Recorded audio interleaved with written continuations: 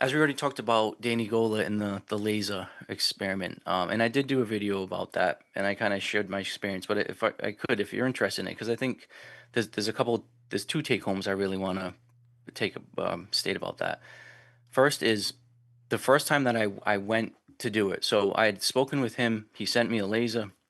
I was all excited, had everything set up, and I don't want to say that I was cocky or arrogant, but I just mentioned about this process that I normally have, where it's normally about meditation, inner reflection, intimacy, like all of these things. Where this was kind of the first time where it was this kind of external third outside, like, all right, I want to look at this laser, and I'm trying to whatever get data or look at something, and so I had everything set up. I had the I had I had it set up where I could kind of lay on the ground if I wanted to kind of like collapse and just kind of be with the DMT. And I took way too big of a hit that first hit, and I just instantly like had a semi breakthrough blast off, and it was like, yeah, no fucking way. I'm not propping myself up. I'm not staring at a wall. I'm certainly not trying to not get a laser in my eye. And I wrote it out. I laid down and I enjoyed my session, and I kind of the point of that was first and foremost, you really need to respect the power of that molecule. It's not something Mhm. willy nilly just go into. I would say, you know, I wouldn't just be smoking DMT just to try to see this laser code. I would say probably something that should be left for maybe people that have explored it at least a few times before looking at it. Mhm. Um, so that was the first kind of thing is really prepare for the DMT experience priority over if you can see a laser or a code or if you have a glass of water to shine the laser in or whatnot. Really make Mhm. sure you're taking care of yourself first. That being said, again, because it lasts 7, 8 minutes after I kind of recouped, I was like, all right, let's get into this. And there was so normal DMT state. There's all this dynamic movement. There's nothing that stays still, and this really kind of weird physics happens where everything's intertwining and going in and out, and so that's all happening. And there is that normal chaotic vision. And then if anybody just looks at a laser normal without any DMT, you'll see little swirly kind of movements too. And some of it's maybe reflecting off of dust. Some of it is like just that natural movement. And Right. Like a once again, speckle. yeah, there's that speckle, and then there's also like swirls. And there are people that when they talk about the laser experiment, and he points it out too that that is an aspect you do see that, and those are two dynamic aspects of smoking DMT and looking at a laser. That is not the code. And to find the code, it's like you have to kind of peel through layers. It really is just really getting to that. It's almost the best way to describe it is if you're trying to focus in on a microscope. So if you have something under a slide and you're whatever looking at an onion peel, in order to get through all the layers, it really depends on how far you are. So if you're trying to find the specific layer of that, you really need to refine that area.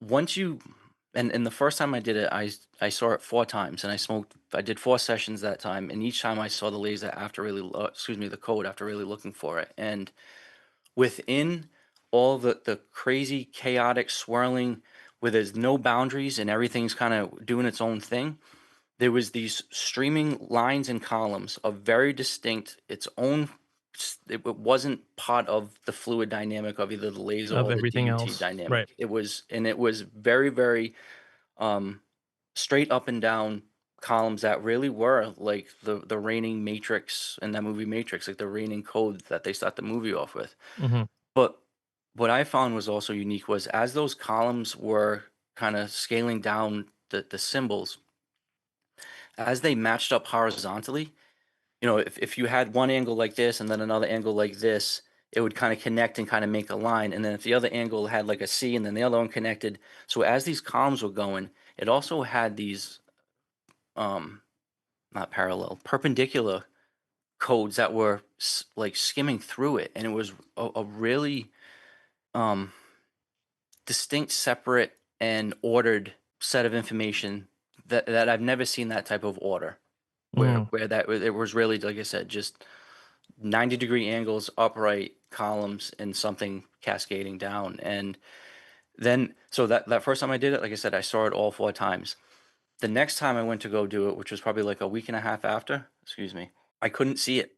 And I tried for a few minutes, I couldn't find it, then my eyes kinda got tired, and I looked again, and I couldn't see it. And he uses the analogy of, looking at, like, the old Magic Eye, books where you kinda have to focus in the image, and once it pops, and it's very clear if it pops or not. Mhm, But I think I had a long day, my eyes were fatigued, and again, I didn't push it. It wasn't like, "No, fuck it, I gotta see the laser, I'm doing it tonight." mhm.